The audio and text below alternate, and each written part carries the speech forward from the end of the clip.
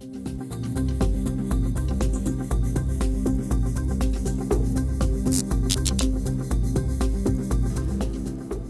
morning. Welcome to Village in Motion. Today is Wednesday, May 24th, 2017. My name is Susan Gerhard, your host for today. And for the first part of today's show, we're going to be talking to the Tillagers. And our guests this morning are John St. Louis, our grounds manager here at Green Spring. Good morning, John. Hi. And Betty Griffin, one of the Tillagers, and Ernie Graves from the Tillagers. Good morning. Good morning. Good morning. All of you. Ernie, tell me what the Tillagers is, or who the Tillagers are. Well, the Tillagers are made up of residents of Green Springs. All residents are eligible to become a member of the Tillagers, which is the Tillager Club is made up of a committee that's voted for by the members that became, the residents that became members of the Tillagers. There's a small initiation fee that helps us maintain some of the expenses. We have to thank General Services and Mr. St. Louis that provides the heavy-duty support for us. John keeps us the water running and the trash picked up, and coaches us on some of our errors. And for those who don't know, what do Tillagers do? Oh, it's a garden club. It's a gardening club. And where do the Tillagers tillage? It's located in an area close to where the current Garden Ridge is. It has shady spots, it has partial shade, and it has some sunny spots. Right along the parkway. Yes, and what's happening along the parkway is in the parkway right away, the trees are getting higher, thus we're getting some shady areas. But we have residents that are experts at gardening in the shade areas. A visit there would readily tell them. So for those who haven't taken a walk up that way, the Tillagers as a group has ownership of a group of gardening plots which are available for residents to own a plot for a season in which they may plant pretty much whatever they wish. Is that correct? Well, with some restrictions. With some restrictions. Betty, do you want to tell us about some of those restrictions? Well, one of them is a height restriction. We can only allow people to have their plants grow about 5 feet tall. So if I have a really, really tall sunflower, that's a problem. Well, sunflowers we like. And Jack's beanstalk is out of the question? Pretty much, yes. Okay. But 5 feet tall, and really we don't want invasive plants in the gardens because they are invasive and they go from one garden to the other rapidly. Okay. We like to have people keep their gardens clean, and we have a problem. Ernie and I are the policemen, I guess, and we try to keep people's gardens clean of weeds. And at this rainy season, it's very difficult. Okay, so let's back up for a minute. So how big is each garden plot? 10 by 10. 10 by 10. And I understand this season we have a few extra garden plots available. We do, and we have some really good ones available. I wish Okay. they'd call me and get their name on the list. So if I would like to have a garden plot, you call me. and how would your name is? Betty Griffin. Griffin. And I could find you in the resident directory. Absolutely. Betty Griffin. And you could tell me what garden plots are available. Absolutely. Now, if I want to garden, you could tell me what garden plot is available, and how would I find my plot? Is there a number on it? Yes. Each one of them is numbered to the left of the plot.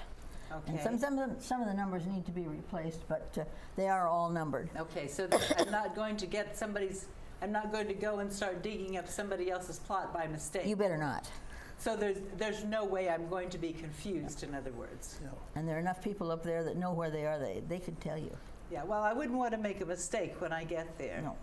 So I go up there and I see my garden plot, and I obviously have to dig it up and plow. And can I put fertilizer on my garden plot? Absolutely. We do have a unwritten policy about poisons. But fertilizer, yes, because that was originally a parking lot. Okay. And the dirt is only about this deep, and so you need fertilizer to do anything in the gardens. Although I imagine over the years, John, people have added enough fertilizer that some of those plots have some pretty rich soil by this time. Well, I think it's very good soil. We had a trucked in. It's the Virginia topsoil, and it's wonderful.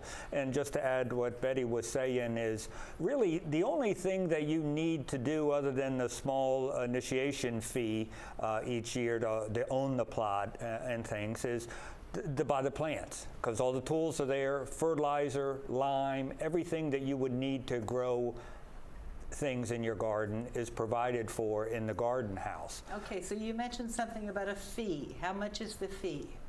$5. $5 for the year, Yeah. for the season. And the only reason we charge $5 is I've been here 18 years, and in the olden days when it was free, people who gave up their garden never would call us to tell us that they gave up their garden. So we had a lot of empty gardens because we didn't know Mrs. Smith wasn't gardening anymore. Was So the coming back $5 each year. fee mainly is if you don't pay $5 every year, we take your name off the list and give that garden to somebody else. So it's not like we really did need the $5. Is people will call and say, I don't want a garden, to save their $5. So you mentioned something really important. You said that some of the tools are provided.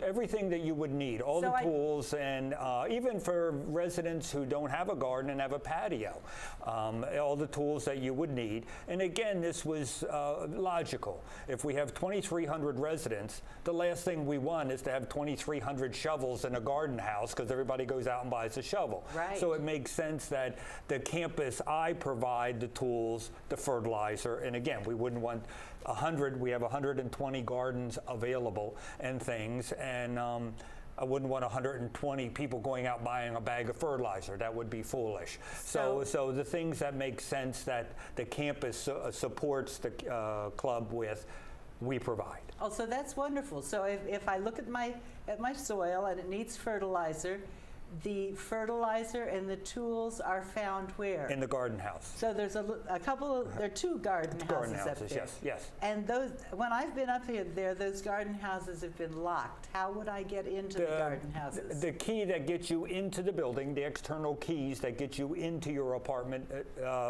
building, not your apartment key, but the external key Okay. opens the doors to the garden house. Okay, so once I get into that garden house, all the tools I need are there.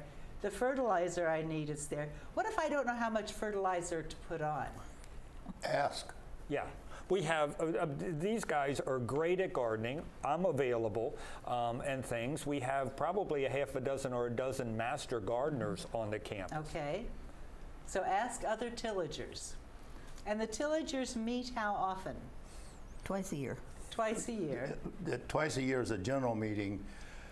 We have committee meetings, and sometimes we send out flyers if we have a need. Annually, we have a picnic that's hosted by Betty. So there's a way for me to find some other tillagers to ask other than just hanging around out there and hope somebody comes along who At knows. this time of year, there's always somebody up there. Somebody hanging around. And up there's there. a roster in each of the garden houses of every garden and who owns it, their Which is phone not up number, to date. their phone number and their email address and stuff. So you will know. And to be honest, the residents are wonderful. They share.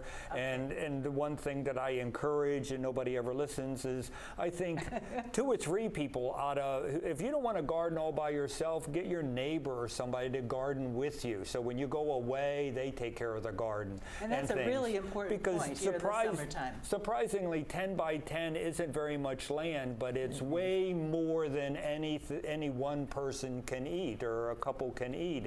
And so if 2 or 3 people wanted to share and jointly own one plot, it'd be plenty for all of you, and it's a lot easier when you're not quite up to going up there and taking Yeah. care of it. One of the others does it for you. That's a great idea, especially here in the summertime when people are traveling. Yeah, even away for a weekend in the summertime when you do need to water every day. And water's a good point too. I noticed up there that you don't have to carry water in a bucket. There are spigots and there are Hoses and nozzles. that are right Yes. close to each plot. Yes. So if you think that I think everything is in place to make this easy. I'd like to say one thing. We do have a problem with our tools growing legs and walking away. Okay, so it's important to remember Bring if them you back. use a tool, put it back. Don't leave it laying up there. Don't leave it laying in your plot. Don't expect somebody else to put it away. Ernie, you're about to lose your microphone there. And I'll just add again, I think I have no idea what Sudoku is, but if I sat in the room and saw one of the meetings or whatever, it might be interesting or whatever. So the gardens, anybody who is at all thinking ought to just go up and walk through the gardens, talk to the gardeners and see what it, and if they ever tasted a tomato that was grown on campus, they would never buy a store-bought tomato the rest of their life. Worth it is to that get a different. garden plot just to grow a few tomatoes. Yes, it is. Pretty much everyone does. And I do notice that there are some people who use their plots just to grow a few plants and have a chair sitting there, a bench sitting there, just to enjoy a place to sit outside. Yes, there's 2 or 3 people that makes that their routine. One of the things I don't believe we mentioned yet when you mentioned about tilling and spading and whatnot is John makes it available. There's 2 times in the spring when you can get a good rate to have him till your plot, and it's a little bit more if you do it other than his schedule because he has a schedule to maintain. So besides digging it yourself, if they contact John or General Services to get on the work schedule, he's pretty busy there till he's... So you have a tilling something kind of machine. Rototill. Okay. Yes. A rototiller to do it with. So if you're worried about having the strength to till the soil, John can help. Yeah, and if I may, with the tools, and we need to update them, but we put a color code on the handles to try to keep a balance between the, it's a pretty long run there. So keep the shovels divided and the rakes and the hose. And we do have one mantra, and that is, if you didn't grow it, don't pick it. And that's very important. I've heard that before. If you didn't grow it, don't pick it. Yes. Right. Very important to remember. And if I may add, there's a couple other things that we do that, the dues, for an example. If for some reason we don't need, the dues is important to keep. It keeps honest people honest and et cetera, et cetera. But if there's monies that hasn't been used, we give it to the philanthropy funds. Okay, that's excellent. And there's a plot that we have now that was up by the dog run that we dedicated that to a potato patch with the intent to give it to Echo. Oh, that sounds So good. that's sort of a Another general- good cause. So it lets you feel like you're do-gooders as well as gardeners. That's good. Well, Tillager people, thank you for joining us this Thank you for morning. having us. And again, if you've listened to all of this about having a garden plot this summer and you would like to have one even at this late date, call Betty Griffin, Griffin. There are still plots available and they would be happy to have you. And thank you for joining us, and we'll be